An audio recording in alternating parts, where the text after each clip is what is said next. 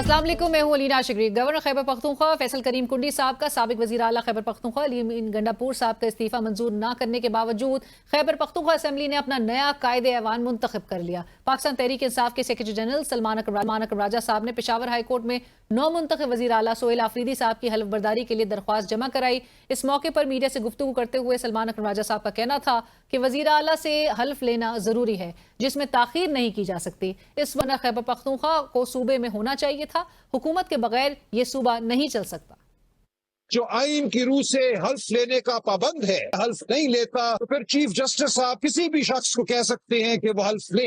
हमारी गुजारिशात chief justice साहब ने बगौर सुनी। गवर्नर साहब को कल सुबह तक का वक्त दिया है कि क्यों वो ओथ नहीं लेना चाहते।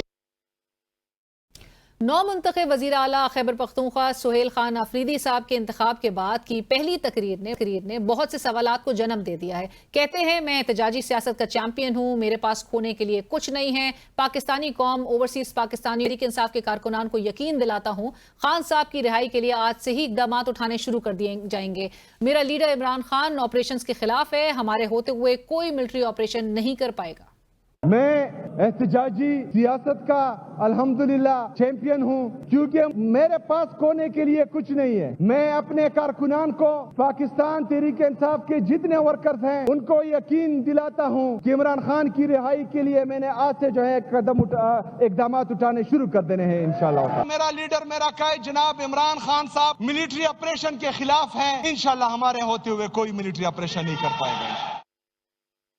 साबिक वज़ीर आला खैबर पख्तूनख्वा अलीमीन गंडापुर साहब ने कोई 4 मरतबा इस्तीफा दिया है। एक मरतबा 8 तारीख को, एक मरतबा 11 तारीख को हाथ से लिखकर, एक मरतबा अब गुज़िश्ता रात सोशल मीडिया पर गवर्नर साहब के उस रिएक्शन, उस रद्द अमल के बाद, उनके रिस्पॉन्स के बाद उन्होंने सोशल मीडिया पर भी इस बात को रिएटरेट किया और आज एक मरतबा फिर खैबर पख्तूनख्वा असेंबली के फ्लोर पर खड़े होकर उन्होंने ये बात दोहराई। आज के अपने खिताब में उन्होंने कोई अभाम नहीं छोड़ा। मैंने इमरान खान के हुक्म पर अपनी वज़ारत आला से इस्तीफा 8 तारीख को, उसी दिन जिस इमरान खान ने हुक्म दिया, मैंने दे दिया था। अमल को मजाक ना बनाया जाए, इसमें ताखीरी हरबे इस्तेमाल ना किए जाए और हमारी पार्टी, हमारी मर्जी, हमारा फैसला, हमारी मर्जी, हमारी अक्सरियत, हमारी मर्जी, हमारा लीडर और उसकी मर्जी। खैबर पख्तूनख्वा में ऑपोजिशन ने 9 मुंतखब वज़ीर आला के इंतखाब को गैर आईनी करार देकर अदालत से रुजू करने का ऐलान कर दिया है। Opposition leader doctor Ibadullah Khan का कहना है कि इस्तीफा अभी तक कबूल नहीं हुआ। ये कैसे हो सकता है कि एक वज़ीर आला के होते हुए दूसरे वज़ीर आला का इंतखाब कर लिया जाए? ये रेजिग्नेशन अभी तक एक्सेप्टेड नहीं है। ये एक कंसिडर किया जाएगा इफेक्टिव अगर सीएम जो है वो रेजिग्नेशन दे दें? नहीं, वो आपकी बात बिल्कुल दुरुस्त है, इफेक्टिव है। I am not denying that and I am not contesting that. कम से कम आप 48 घंटे का जो टाइम वो होता है जो कॉन्स्टिट्यूशन के अंदर लिखा हुआ है, जो कि स्पेसिफिकली इस पोजीशन के ऊपर नहीं है रेजिग्नेशन, लेकिन विद इन 48 आवर्स की तो बात की गई है। जब कैबिनेट को डिसॉल्व किया जाता है या असेंबली को डिसॉल्व किया जाता है, वहां पे तो कम से कम, यहाँ पे तो 48 घंटे का इतलाक यहाँ पे भी नहीं किया गया। मैं इसमें समझता हूँ कि थोड़ा सा, ज्यादा नहीं तो कुछ थोड़ा बहुत इसमें आईनी और कानूनी अभाव जरूर है जिसको क्लियर होना चाहिए। इबादुल्लाह खान साहब वहां के ऑपोजिशन लीडर, वो क्लेम कर रहे थे 20-22 लोग हमसे राब्ते में हैं। सो उम्मीद की जा रही थी कि एक जो है वो बर्तरी देखी जा सके, लेकिन ऑपोजिशन ने वॉकआउट क्यों किया? स्पीकर साहब आज कह रहे थे कि जहां पर सारे नॉमिनेशन पेपर्स अगर जमातों की तरफ से आते हैं तो दैट मीन्स कि इस जमहूरी अमल में सब बिलीव करते हुए इसमें पार्टिसिपेट उन्होंने किया, फिर वॉकआउट इसलिए किया कि अंडर प्रोटेस्ट उन्होंने कहा इस पूरे कॉन्स्टिट्यूशनल अनकॉन्स्टिट्यूशनल जो स्कीम है, ये जो अनकॉन्स्टिट्यूशनल स्टेप्स हैं, इसका हिस्सा हम नहीं बन सकते, इसलिए हम वॉकआउट करें।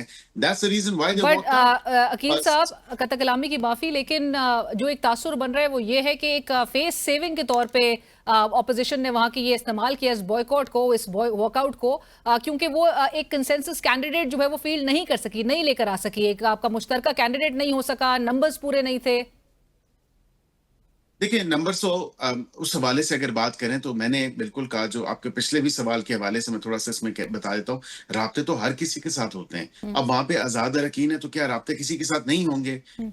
यहाँ पे भी हमारे साथ राब्ते में होते हैं, कई ऑपोजिशन के जो दोस्त हैं हमारे साथ राब्ते में होते हैं एट ऑल लेवल्स। मैं खाली दोस्ती वाला राब्ता नहीं कह रहा, अदरवाइज भी आपके राब्ते तो होते हैं और राब्ते बिल्कुल ये एक सियासत में जो है नॉर्मल बात है, कोई इतनी बड़ी बात नहीं है कि आपके राब्ते ना हो या आपका कोई एक कनेक्ट ना हो किसी हवाले से या आपकी गुफ्तगू ना होती हो मामलात के ऊपर।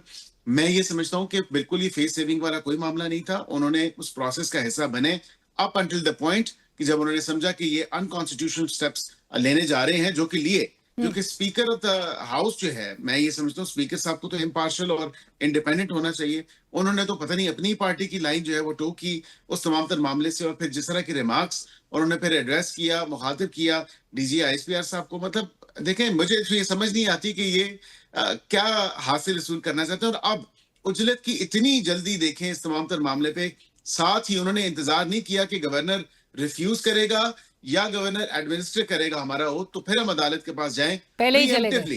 वो पहले ही चले गए। अब गवर्नर ने कोई रिफ्यूज नहीं किया, गवर्नर ने ये कहा ही नहीं कि मैं एडमिनिस्टर करूंगा या नहीं करूंगा, लेकिन उजलत में इन्होंने कहा जी हम जाते हैं, जो चीफ जस्टिस हैं पेशावर हाई कोर्ट, वहां पे जाके जो है हम दरखास्त करते हैं। और आज ही सर आपको वैसे वो 2022 में याद कराना चाहती हूँ, हमजा शहबाज साहब के भी जो सूरत हाल का आपने जिक्र किया था स्टार्ट में, उसमें भी आपको याद होगा उस वक्त के गवर्नर उमर चीमा साहब एडमिनिस्टर नहीं कर रहे थे उनका ओथ, और फिर अदालत फौरन रुजू कर लिया गया था, और अदालत ने भी, लाहौर हाई कोर्ट ने आई क्लियरली रिमेंबर कहा था कि जी फौरन इस वक्त एक प्रॉम्प्ट फॉर्मेशन गवर्नमेंट की जो है वो होना जरूरी है, and so that there is no vacuum allowed in waiting for oath taking, लिहाजा इसको फौरी तौर पे ये करवाया जाए। प्रेसिडेंट साहब को आपको याद होगा कि उसके बाद अहकाम जारी हुए थे, तो यहाँ पर ये फर्क क्यों फिर ये उसूल है? जी, फर्क असूल इसलिए है कि उस वक्त भी आपको याद होगा कि बुज़दार साहब ने अपना जब इस्तीफा दिया था तो वो इस्तीफा एक्सेप्ट नहीं हो रहा था, और 28 दिन तकरीबन गुजर चुके थे, और फिर उसके बाद वो जब एक्सेप्ट हुआ, उस वक्त के जो गवर्नर थे सरवर साहब, उन्होंने एक्सेप्ट जब किया, चौधरी सरवर साहब, तो उसके बाद फिर उनको भी हटा दिया गया, फिर चीमा साहब को लाया गया, और फिर चीमा साहब ने एडमिनिस्टर नहीं किया ओथ, और उन्होंने रिफ्यूज किया। तो जब उन्होंने यहाँ पे तो रिफ्यूजल की बात ही नहीं, और फिर वो नेशनल असेंबली के स्पीकर की तरफ चला गया था मामला, राजा परवेज अशरफ साहब की तरफ। देखिए यही बात है, फिर उन्होंने तमाम तर मामला हुआ, लेकिन यहाँ पे रिफ्यूजल तो नहीं हुआ ना कुंडी साहब की तरफ से एज गवर्नर। जो एतराज है वो भी आप कह रहे हैं कि एक रीजनेबल एतराज है। मैं ये समझता हूँ कि ये जो एतराज जो है, अगर वो अपने सेटिस्फाई करना चाहते हैं, दोनों सिग्नेचर्स, दोनों रेजोल्यूशंस को सामने रख के, तो मेरे ख्याल से एक दिन से कोई फर्क नहीं पड़ना था। बल्कि अलबत्ता जो एक एक्सरसाइज की है, वेदर दैट्स कॉन्स्टिट्यूशनल और अनकॉन्स्टिट्यूशनल, ये तो टाइम विल टेल। अब ये तमाम तर मामला जो है, जिस तरह अदालत को कहा है कि आप एक पार्टी बन के देखें, सर मतलब मैं यही पूछना चाह रही हूँ वकील साहब, ये कितना मतलब ऐसा अमल नजर आता है कि जहां पर खुद ऐवान से पार्लियामेंटेरियन जो हैं वो खुद अदालत को चाहते हैं कि जी वो इंटरवीन करें एक पार्लियामानी मामले के हवाले से? देखिए गलत काम है, क्योंकि अभी तक आपके गवर्नर ने रिफ्यूज नहीं किया। गवर्नर ने ये तो नहीं कहा कि मैं उनसे हलफ नहीं लूंगा। जब हमने देखा कि सोहेल आफरीदी साहब का जैसे ही नाम फ्लोट होता है, वहीं पर वफाकी वजीर इत्तलात अता तारर साहब प्रेस कॉन्फ्रेंस करते हैं, उनके नाम पर जो तहफ़्फ़ुज़ात थे वो भी उस प्रेस कॉन्फ्रेंस के जरिए सामने रखे गए। फिर अगले रोज़ जो है वो हमने DGISPR की भी प्रेस कॉन्फ्रेंस सुनी, उसमें भी एक रिजर्वेशन नज़र आ रही थी कि अगर तो सूबाई हुकूमत ऑपरेशन पर हिमायत नहीं करेगी तो फिर वो अनएक्सेप्टेबल होगी। आज फ्लोर ऑफ द हाउस जो अपनी पहली तकरीर में नौ मुंतखब वज़ीर आला सोहेल आफरीदी साहब ने ये कहा कि हमारे होते हुए कोई ऑपरेशन नहीं होगा। अब जो वफाक के साथ, सेंटर के साथ और एस्टैब्लिशमेंट के साथ एक वर्किंग रिलेशनशिप होनी चाहिए एक सूबे की, वो कितनी मुश्किल आप देख रहे हैं with Sohail Afridi sahab being perceived as a stiff opponent to centre's operation move? देखिए अलीना साहिबा, बात यह है कि वो पूरा सूबा जो है, और बिलखसूस जो ड्यूरैन लाइन के पास तमाम तर जो जगह हैं, वो जो है एक दहशतगर्दी की जद में है। आपने देखा उधर से अफगानिस्तान ने भी तमाम तर मामला शुरू किया, ये कल की बात है, कोई नई बात नहीं है। एक सूबा जो है दहशतगर्दी की लहर में हो, उसमें सूबे का चीफ मिनिस्टर कह रहा हो कि इंटेलिजेंस बेस्ड ऑपरेशन नहीं करने देना। हमने जो एड इन सिविल एडमिनिस्ट्रेशन जो 245 है आर्टिकल, जो आर्म फोर्सेस जो है हमारी सिक्योरिटी फोर्सेस वहां पे रोज जो है जाम शहादत नोश फरमा रही हैं, अपनी जानों के नजराने पेश कर रही हैं, लेकिन वो हमने नहीं होने देना। हमने पता नहीं, मेरा यही सवाल है, सबसे पहले सवाल मैंने ही उठाया था। मैंने कहा था कि ये बता दें कि ये सूबा क्या काबुल से डिक्टेशन लेगा या इस्लामाबाद के साथ कोऑर्डिनेशन रखेगा? क्या ये काबुल से अपने रवाबत ज्यादा बढ़ाना चाहते हैं या मरासिम ज्यादा बढ़ाना चाहते हैं, या वफाक के साथ? क्योंकि ये चारों इकाइयां मिलके ही पाकिस्तान बनाती हैं, और ये सूबा जो दहशतगर्दी की शदीद एक जद में है और लहर एक इतनी तेजी से आई हुई है, बावजूद इसके कि ये इस चीज को कम से कम देखें, जब तक सेंटर और प्रोविंस के अंदर सूबे और वफाक में कोऑर्डिनेशन नहीं होगी, कोहेजन नहीं होगी, कोई भी ऑपरेशन, कोई भी स्टेप, कोई भी ऐसा इकदाम वो सक्सेसफुल नहीं हो तो सकेगा। सर इसको इस कोऑर्डिनेशन को, एक सीमलेस रिलेशन को कौन बनाएगा? ये सेंटर की तरफ से फिर एक सपोर्ट तो होनी चाहिए सूबे को। सेंटर हर किस्म की सपोर्ट देने के लिए तैयार है, but there has to be a political will as well, which in this party माजरत के साथ मुझे नजर नहीं आती। सर आज भी उन्होंने अपनी तकरीर में स्ट्रेस इस बात पे दिया कि अफगान पॉलिसी के हवाले से रिविजिट करें। यही बात आपको सऊदी अरेबिया भी कह रहा है कि तमाम स्टेक होल्डर्स को लेकर, प्रोविंशियल गवर्नमेंट को लेकर, कबायली इलाके के उमायदीन को लेकर आप रिविजिट डायलॉग के हवाले से क्यों नहीं सोचते? क्योंकि सऊदी अरब का, आपको याद होगा वो स्टेटमेंट जो सामने आया, उसमें भी जोर जो है वो एस्केलेशन को अवॉइड करने पर था, वो डायलॉग को प्रायोरिटाइज करने के हवाले से था। देखिए, डायलॉग तब प्रायोरिटाइज होता है, आप मुझे सिर्फ इस हुकूमत के 1.5 साल या पौने 2 साल के टाइम में मुझे बता दें, क्या वहाँ पे हमारे वफाकी वजीर दाखिला नहीं गए? क्या deputy prime minister, foreign minister नहीं गए? क्या डिफेंस मिनिस्टर नहीं गए? क्या उनसे गाय बगाए मुलाकातें नहीं हुई? उनको 12 दफा इस चीज का हमने अहाता भी किया, इदराक भी उनको है कि उनकी सरजमीन अगर इस्तेमाल होती है टीटीपी की बैकिंग के हवाले से, टीटीए ISKP जिसका नाम नहीं लिया जाता, मतलब ये तमाम तर वहां पे, और हमें माजरत के साथ वहां पे ये कोई इंटरिम गवर्नमेंट नहीं है, वहां पे तालिबान की हुकूमत है। और उसके बाद जब फॉल ऑफ काबुल हुआ था तो यही जमात जिसकी अभी हुकूमत है सूबे केपी में, यही कहते थे कि they broken the shackles of slavery, और ये जी अपना हक इन्होंने ले लिया। अब फर्क देखे ना, सफर कौन कर रहा है? सफर कर रहे हैं हम, बस ये थे पाकिस्तानी शहरी, हमारे उस सूबे के लोग सफर कर रहे हैं। और स्पेशली जो मर्ज डिस्ट्रिक्ट्स हैं, जो बॉर्डर के साथ जो एरियाज आते हैं, बिल्कुल वहां पे मैं इस बात के हक में हूं कि वहां पे जो बॉर्डर एरियाज हैं, बात होनी चाहिए, उनके अंदर आपस में कोई अगर इश्यूज हैं जिरगा के हवाले से व्हाटएवर, वो उनके साथ बातचीत होनी चाहिए। लेकिन ये उनको कहें कि जी किसी लेवल पे अब हम एंगेज करें, कितनी दफा एंगेज करें, कितनी दफा बात करें, कितनी दफा डायलॉग करें, बिकॉज वो बाज नहीं आ रहे।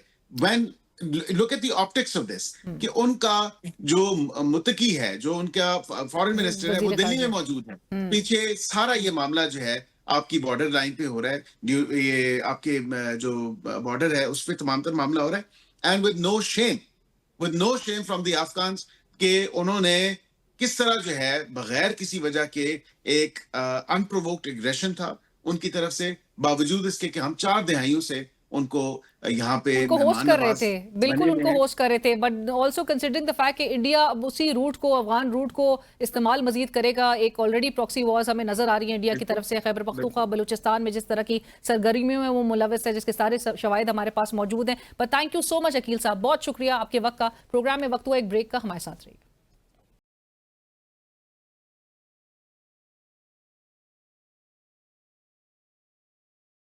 इस वक्त हमें ज्वाइन करें सीनियर रहनुमा पाकिस्तान तहरीक इंसाफ मीना खान अफरीदी साहब। मीना साहब अस्सलाम वालेकुम, बहुत शुक्रिया हमें ज्वाइन करने के लिए। सर सबसे पहले तो गवर्नर साहब ने चूंकि अभी तक गंडापुर साहब का इस्तीफा मंजूर नहीं किया, तो फिर पीटीआई को इतनी वाकई में जल्दी क्यों थी? 2 रोज इंतजार भी किया जा सकता था। ये यूनिलैटरल होता है, इसमें एक्सेप्टेंस की कोई बात नहीं होती, तो वो ऑटोमेटिकली जो है वो एक्सेप्ट हो जाता है और उसके बाद जो है फिर आगे मामला चल पड़ता है। लेकिन आप इंटेंशंस को देख के कि इस्तीफा वहां पे गया और गवर्नर मौसूफ ने जो है, जो हमेशा से हरसराई करते रहे पीटीआई के खिलाफ और अली अमीन साहब के खिलाफ, उन्होंने इनकार ही किया कि मुझे इस्तीफा ही वसूल नहीं हुआ। जिसके बाद हमने एक दूसरा इस्तीफा उनको उसकी कंफर्मेशन के लिए अरसाल किया और उसको हैंड रिटन भी लिखा, ताकि कोई इबहम ना रहे। और फिर उन्होंने कहा कि इसमें मैं कुछ भी निकाल सकता हूं। जब बिल्कुल उनको पता लगा, हमने शेड्यूल जारी किया, हमने प्रॉपर दिन दिया, कैंडिडेट्स को जो है वो मदऊ किया, तो आखिरी दिन उन्होंने कहा कि दोनों इस्तीफों में जो है वो साइन का वो है। अब मौसूफ को ये पता नहीं है कि वो एक दफा ऑलरेडी उससे इनकार कर चुके हैं एक इस्तीफे से। जब आप इनकार कर चुके हैं, जब आप कह रहे हैं कि मेरे पास इस्तीफा ही नहीं है, तो आप कैसे मैच कर सकते हैं दोनों इस्तीफों को? अली अमीन साहब ने न सिर्फ रिटन, उन्होंने वीडियोस के ऊपर मीडिया के साथ बात करके भी दिया और आज on the floor of the house भी अपने इस्तीफे की कंफर्मेशन की। तो इसके बाद कोई बहम ही नहीं रहता। फिर आज जो है वो स्पीकर साहब ने उसके ऊपर रूलिंग दी है, तो मेरे ख्याल में इसके अंदर कोई बहम नहीं है। अब ये अगर चाय के प्याली में तूफान लाना चाहते हैं तो लाए शौक पूरा मीना करें। साहब, एक तरफ आप लोग अदालत चले गए हैं, अब कल को चूंकि अब जाहिर है उनको हल्फ नहीं वो उठा पाए आज, आप लोग को कल को ऐसी सिचुएशन फेस करनी पड़ी जहां पे गवर्नर साहब पेशावर हाई कोर्ट या पेश नहीं हुए या फिर वो कहें कि मुझे इस इंतखाब की जो समरी है वो मौसूल नहीं हुई, फिर क्या होगा? देखिए, हमारी जो कानूनी टीम है वो आज उन्होंने अदालत से रुजू किया, रिट पिटीशन दायर किया, उसके ऊपर हियरिंग हुई और गवर्नर साहब की तरफ से बाकी जो इनका है उनकी तरफ से इनके अटॉर्नी जनरल ऑफिस से लोग उसमें पेश हुए और वो कोई खातिर खा जवाब नहीं दे पाए अदालत के अंदर। और आखिर में जो है अदालत को ये कहना पड़ा कि आप गवर्नर से पूछे कि वो कब अवेलेबिलिटी है और वो आया लेना चाहते हैं नहीं लेना चाहते हैं। अगर नहीं लेना चाहते तो आइन के आर्टिकल 255 के तहत फिर हम ये जो है किसी और को नॉमिनेट करेंगे, या स्पीकर साहब होंगे या जो है चीफ जस्टिस साहब हो सकते हैं। तो इसके लिए तो तरीकाकार मौजूद है। हाँ, इंशाअल्लाह ताला मैं आपके सामने कहना चाहता हूँ, अब आइन के मुताबिक हम आज इलेक्शन जीत चुके हैं पूरे वोटों के साथ। ये जो कह रहे थे कि ये हो जाएगा, ये तोड़ देंगे, 20 उधर चले जाएंगे, ये हो जाएगा, इमरान खान के साथ खड़े, कोई किसी को तोड़ ना सका और ना तोड़ेंगे इंशाअल्लाह ताला।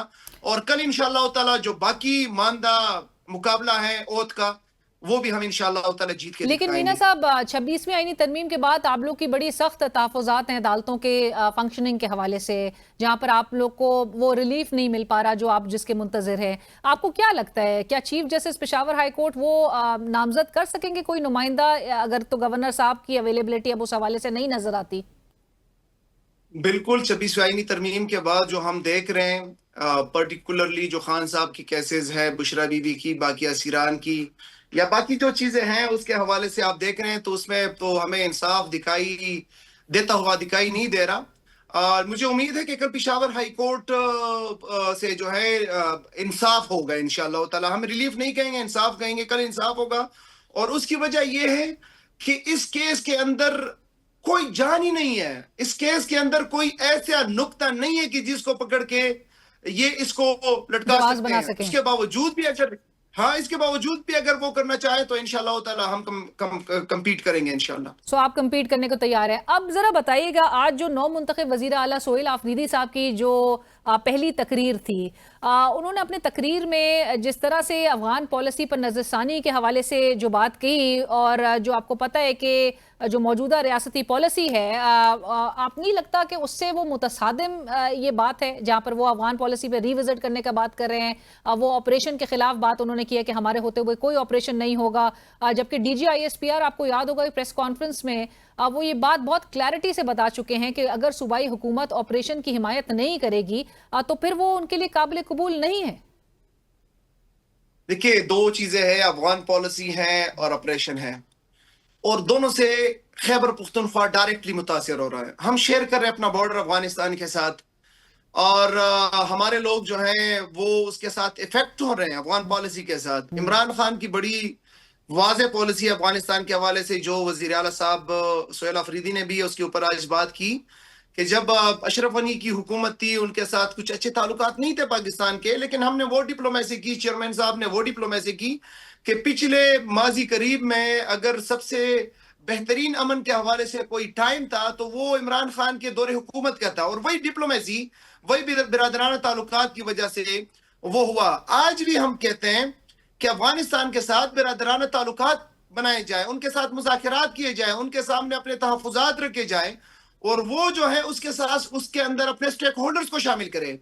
हमारी जो वफाकी हुकूमत है अगर उनके साथ डायलॉग्स करती हैं, मुज़ाकरात करती है, उसमें खैबर पुख्तनख्वा की हुकूमत को शामिल करे, हमारी कबायली अमायदीन को शामिल करे, उनके अमायदीन को शामिल करे, तो मुझे उम्मीद है इंशाअल्लाह ताला, क्योंकि बॉर्डर के उस पार भी कबाइल रहते हैं, इस पार भी कबाइल रहते हैं, पख्तून रहते हैं, तो उनको उनके रस्म रिवाज एक जैसे हैं और वो बात को जो है समझना जानते हैं, उनको आगे जो है ले जाना जानते हैं। तो मुझे उम्मीद है इंशाअल्लाह ताला इससे, और उन्होंने बड़ी रिक्वेस्ट करके कहा कि मैं अपने एस्टेब्लिशमेंट से भी कहता हूं, अपने वफाकी हुकूमत से भी कहता हूं कि ये मेरा सूबा है, यह लोग मेरे हैं, मेरे लोग मर रहे हैं, मेरे लोग इफेक्ट हो रहे हैं, तो आप लोग ऐसा नहीं कर सकते कि जिसकी वजह से ये बॉर्डर के क्रॉस जो है ये मामला। तो नंबर 2 जो ऑपरेशन की बात है, देखिए पहली बात तो ये है कि दुनिया के अंदर आप देखें, आप जितना भी करें, ये इमरान खान का स्टांस रहा है 2009-11 के बाद,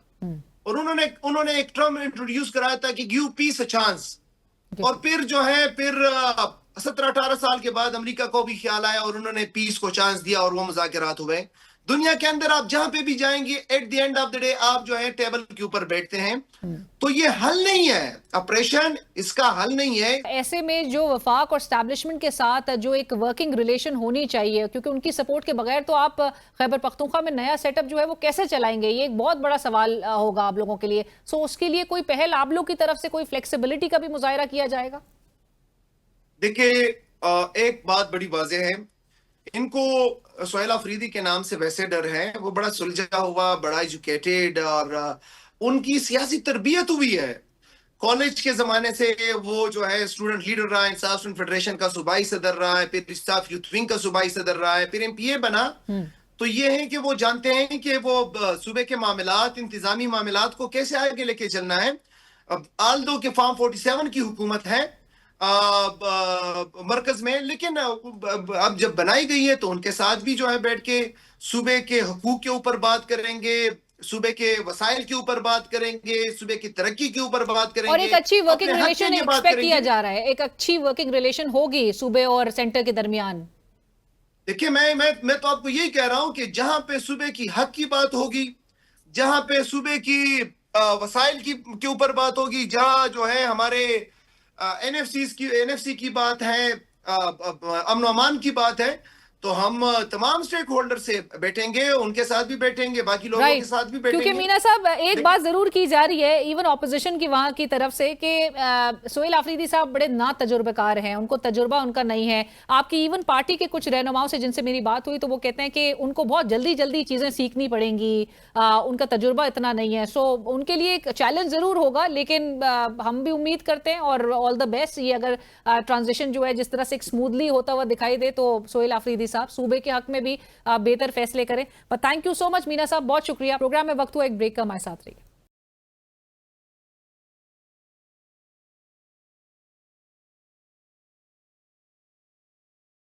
नाज़रीन, पाकिस्तान और अफगानिस्तान के दरमियान जो कशीदगी है वो एक ऐसे वक्त में नजर आ रही है कि जब पाकिस्तान को सिर्फ एक्सटर्नल फ्रंट पे नहीं, क्योंकि ईस्टर्न बॉर्डर पे आपको पता है कि एक हॉस्टाइल जो आपका एक दुश्मन है वो आपको मुसलसल इंगेज रखे हुए है, और अब एक वेस्टर्न बॉर्डर पे भी वो हॉस्टिलिटी हमें नजर आ रही है।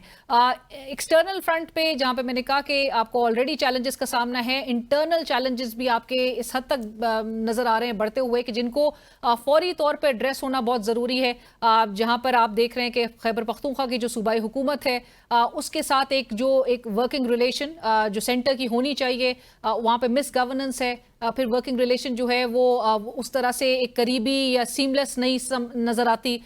इसके अलावा जो है वो जो आज के जो डेवलपमेंट हुई है, जो चीफ मिनिस्टर का इंतखाब हुआ है, उसमें वज़ीर आला जो नौ मुंतखब वज़ीर आला हैं उन्होंने भी डिमांड किया है, ऑल्दो वो कहते हैं कि कोई ऑपरेशन को वो सपोर्ट नहीं करेंगे, उनके होते हुए कोई ऑपरेशन नहीं होगा, लेकिन साथ साथ वो रिक्वेस्ट कर रहे हैं सेंटर को और इदारे को कि तमाम स्टेक होल्डर्स को ऑन बोर्ड रख के डायलॉग ही के जरिए अफगान पॉलिसी को रीविजिट करने की जरूरत है। सऊदी अरेबिया भी आपसे यही डिमांड कर रहा है, चाइना भी आपसे यही डिमांड कर रहा है। क्या अफगान पॉलिसी जिस पर अब तनकीद ये की जा रही है कि हमारी अफगान पॉलिसी बहुत कंफ्यूज्ड है, क्या वाकई ऐसा है और इसको कैसे बेहतर बनाया जा सकता है, जबकि वजीर दफा ख्वाजा आसिफ साहब खुद कहें कि इंडिया कोई भी एडवेंचर करने की हवाले से बात जो है वो रूल आउट नहीं की जा सकती, वो जो थ्रेट है वो काफी इमिनेंट नजर आता है। इस वक्त हमें सीनियर दिफाई तज्जिए का major general retired Samrez Salik sahab join कर रहे हैं फॉर द सेगमेंट। जनरल साहब अस्सलाम वालेकुम। वालेकुम अस्सलाम। जनरल साहब, thank you so much for joining us. General साहब, आपने सुना मैंने जिस तरह से एक जो हमारे इस वक्त जो मौजूदा हालात हैं, जो मौजूदा चैलेंजेस का पाकिस्तान को इस वक्त सामना है, वो मैंने प्रेजेंट किया एक ऐसे वक्त में कि जहां पर अफगान रजीम की जो एक करंट पोस्चर है टुवर्ड्स पाकिस्तान और फिर जो चैलेंजेस है, आप इस हालात को किस तरफ जाते हुए, किस सिमत में जाते हुए देख रहे हैं, और क्या ऐसे में अफगान पॉलिसी की को रीविजिट करना आपके ख्याल में एक बेहतर ऑप्शन होगा? Alina, thank you very much, आपने मुझे प्रोग्राम में लिया। देखिए, मैं ये कहना चाहूँगा कि 3 मेजर जो एरियाज हैं जिनका मैं जिक्र करना चाहूँगा, जो कि हमारे लिए इस वक्त बहुत बड़े चैलेंजेस हैं। एक तो है कि ग्लोबल लेवल पे एक कंटेस्टेशन जारी है, एक राइवलरी जारी है इमर्जिंग पावर जो कि चाइना है और जो इस्टेब्लिश पावर जो कि यूएस है। इस राइवलरी में भी पाकिस्तान इस वक्त बिल्कुल एपिसेंटर पे है। पाकिस्तान का एक दफा फिर वो सिचुएशन है जो मैं अक्सर कहता हूं कि दो हाथी डिसाइड करते हैं आपस में लड़ने के और पाकिस्तान मिडल में आ जाता है। तो वंस अगेन 20वीं सदी में ये 2 दफा हुआ, बल्कि मैं कहूंगा पाकिस्तान से पहले को अगर शामिल किया जाए तो 3 दफा हुआ, और 21वीं सदी में फिर दोबारा से यही जियोपॉलिटिकल गेम चल रही है और पाकिस्तान उसके सेंटर में है। इससे एसोसिएटेड बहुत सारे हमारे चैलेंजेस हैं। दूसरा जो बड़ा चैलेंज है वो इंडिया का है। अभी चंद माह पहले हमने एक शो डाउन हमारा हुआ, एक कॉन्फ्लिक्ट हुआ इंडिया के साथ, और किसी भी टाइम पे वो हॉस्टिलिटीज रिज्यूम हो सकती हैं और इंडिया दोबारा से कोई जो है वो मिसएडवेंचर कर सकता है। इसके अलावा तीसरा जो चैलेंज है वो हमारा इंटरनल फ्रंट है। इंटरनल फ्रंट पे अगर आप देखें तो harmony between the provinces is a challenge. फिर अभी ये जो है वो टीएलपी का एक प्रोटेस्ट निकला हुआ है जी। मतलब मैं ये देखता हूं कि बहुत ही एजिटेटेड और डिस्टर्ब्ड एनवायरनमेंट है। तो इस सिचुएशन में होते हुए हमारी कोशिश ये होनी चाहिए कि हम अपनी जो चैलेंजेस हैं उनको कम से कम करें। अब जबकि हम इन तीनों चैलेंजेस को फेस कर रहे थे तो एक नया चैलेंज इमर्ज हो गया जो कि अफगान बॉर्डर के ऊपर है। वो हमारा एक ब्रदरली मुल्क है जिसके लिए हमने बहुत सेक्रीफाइसेस दी, हमने बहुत अरसा तक उनका साथ दिया। उन्होंने जो चैलेंजेस फेस किए, लाइक जिसमें सोवियत यूनियन आ गया था अफगानिस्तान में, फिर उसके बाद अमेरिका आ गया वॉर ऑन टेरर लड़ने, तो पाकिस्तान जो है वो अफगानिस्तान के साथ मिल के shoulder to shoulder in challenges का हमने सामना किया। अब जबकि हमें वहां पे अमेरिका पहले ही जा चुका था, तो अब वो टाइम था कि हम उसका बेनिफिट लेते। तो अगर हमारे अफगानिस्तान के साथ रिलेशनशिप स्ट्रेंज होते हैं जो है अभी इस वक्त, तो हम अपने दुश्मनों के लिए एक दरवाजा खोलते हैं ऐसा ही है कि उसके थ्रू हमें स्ट्राइक करें। और आप देख रही हैं कि वही हो रहा है। जितना अफगानिस्तान पाकिस्तान से दूर होगा उतना अफगानिस्तान इंडिया के नजदीक और जल साहब, कंसिडरिंग द फैक्ट कि प्रॉक्सी वॉर्स तो ऑलरेडी इंडिया वही सरजमीन अफगानिस्तान की इस्तेमाल कर रहा था, खैबर पख्तूनख्वा बलूचिस्तान में जो सरगर्मियां जारी थी उसकी। एब्सोल्युटली। देखिए, जब हमने चेकमेट किया इंडिया को इन कन्वेंशनल डोमेन और इंडिया के पास ऑप्शन नहीं रही कि पाकिस्तान को वो कन्वेंशनल डोमेन में चैलेंज कर सके, तो एंटिसिपेटेड था कि वो अभी अनकन्वेंशनल डोमेन में अपनी प्रॉक्सीज को अपस्केल करेगा। तो हमारे ये जो इशू अभी अफगानिस्तान के साथ चल रहा है, इसने उसको वो अपॉर्चुनिटी प्रोवाइड कर दिया इंडिया को कि वो अपने जो करना चाह रहा है वो करे। और अफगानिस्तान में जब से अमेरिका अफगानिस्तान में मौजूद था, तो नॉर्दर्न अलायंस की गवर्नमेंट की वजह से इंडिया को हेडे मिला वहां पे अफगानिस्तान में, उनकी बहुत ज्यादा इंग्रेस थी। उसको हमें मिटिगेट करने की जरूरत है। इंडिया की इंग्रेस को खत्म करने की जरूरत है, ना कि हम अफगानिस्तान को पुश कर दें इंडिया की तरफ। जनरल साहब, ये भी जरूर बताइएगा कि 2022 तक जो कोर कमांडर उस वक्त थे, core commander Peshawar general Faiz, वो काबुल गए थे, आपको याद होगा, मई 2022 में, और उस वक्त वजीर आजम शहबाज शरीफ साहब ही थे। और उसके बाद जो सीज फायर की जो एक डेवलपमेंट नजर आई थी अफगानिस्तान के साथ, वो सितंबर तक जारी रही थी। उसके बाद चीजें इतनी एस्केलेट कैसे हुई? मैं ये समझता हूँ कि जो अमेरिका के निकलने के बाद अफगानिस्तान से, तो उस वक्त मैंने एंटिसिपेट किया था कि अमेरिका के जाने के बाद ये जो अमेरिका पहले हमने जब सोवियत यूनियन निकला अफगानिस्तान से, तो सोवियत इक्विपमेंट जो काफी अरसा हमारे खिलाफ इस्तेमाल हुआ, बिल्कुल। अब यहाँ पे अपना मिलिट्री इक्विपमेंट छोड़ गया। तो मैंने नोटिस किया, क्योंकि मैंने बलूचिस्तान में सर्व किया था 2012 से 14 तक। के बाद उस वक्त जो हमारे वहाँ पे मिलिटेंट थे, जो इंसर्जेंट्स थे, उनका जो पोटेंशियल था वो उस लेवल का नहीं था जो आज हमें नजर आता है। और ये सम ऑफ द अदर ये कोइंसाइड हुआ, ये सिंक्रोनाइज हुआ अमेरिकन विड्रॉल फ्रॉम अफगानिस्तान। सो वो जो इक्विपमेंट था जो कि अफगानिस्तान में मौजूद था, वो अफगान गवर्नमेंट की एक तरफ कैपेबिलिटी लैक करने की वजह से और दूसरी तरफ विल लैक करने की वजह से वो ये जो स्प्लिंटर ग्रुप्स थे इनके हाथों में पहुंचा। और अब आप देखती हैं कि जो बलूचिस्तान है वहां पे उनकी कैपेबिलिटी बहुत ज्यादा है एज कम्पेयर टू जो उनकी 10 साल पहले कैपेबिलिटी थी। तो ये जो टेररिज्म था, it started again spilling over from Afghanistan into Pakistan. Pakistan Afghanistan को बार बार कह रहा था कि इसको कंट्रोल करें, इसको कंट्रोल करें, लेकिन क्योंकि वो गवर्नमेंट डिलीवर नहीं कर पा रही थी, जिसकी वजह से हमारे तल्लुकात और ज़्यादा ख़राब होना शुरू हो गए। सो जनरल साहब, towards the end do you really feel कि पाकिस्तान इस वक्त उसको रिविजिट ये पॉलिसी करने की ज़रूरत है, while at the same time हमें जहाँ पर इस दहशतगर्दी का सामना है और हम एक ऑपरेशन के जरिए उसको एलिमिनेट करने की पूरी तरह से कोशिशें भी कर रहे हैं, जानों के नजराने भी पेश किए जा रहे हैं, but at the same time आप क्या पॉलिसी रिकैलिब्रेशन जो है वो सजेस्ट करेंगे जो इस वक्त लेने बड़े ज़रूरी हैं, अशद हैं? देखिए, दो भाइयों में भी तल्लुकात खराब हो जाते हैं, लड़ाइयाँ भी हो जाती हैं, बहुत कुछ हो जाता है, लेकिन हमारे लिए ज़रूरी है कि हम को एग्जिस्ट करें पीसफुली और solution lies in engagement and negotiation. मैं ये समझता हूँ कि जो हो गया वो हो गया है। अब डिप्लोमेसी को फ्रंट सीट लेनी चाहिए। अब वहाँ पे अफगानिस्तान के साथ बातचीत करनी चाहिए, उनके कंसर्न्स को भी समझना चाहिए, उन्हें हमारे कंसर्न्स को समझना चाहिए, क्योंकि अफगानिस्तान पाकिस्तान के बगैर नहीं रह सकता। उनकी सप्लाई लाइन, उनकी ट्रेड हमारे थ्रू गुजरती है। अगर वो बंद हो जाएगी तो सस्टेनेंस एक इशू बन जाएगा। तो दोनों मुल्कों के इंटरेस्ट में है कि हम आउटसाइडर को मौका ना दें, वो यहाँ पे आके हमारे यहाँ इंस्टेबिलिटी क्रिएट करें, बल्कि हम मिल बैठ के और चाइना की सपोर्ट के साथ, टर्की की सपोर्ट के साथ, ईरान की सपोर्ट के साथ हम यहाँ पे स्टेबिलिटी लाने की कोशिश करें। और एक ऐसा जो एक एनमिटी नजर आती है उस दुश्मन मुल्क से जो कि अपनी वो मई के उस कॉन्फ्लिक्ट की खिफत और जो अजीमत का सामना उसने किया था उसको मिटाने के लिए हर तरह से कोशिशें कर रहा है, सो वो ये रूट जरूर अडॉप्ट करेगा। But thank you so much general साहब, और इसी के साथ ही कल तक के लिए इजाजत दीजिए। अल्लाह हाफिज।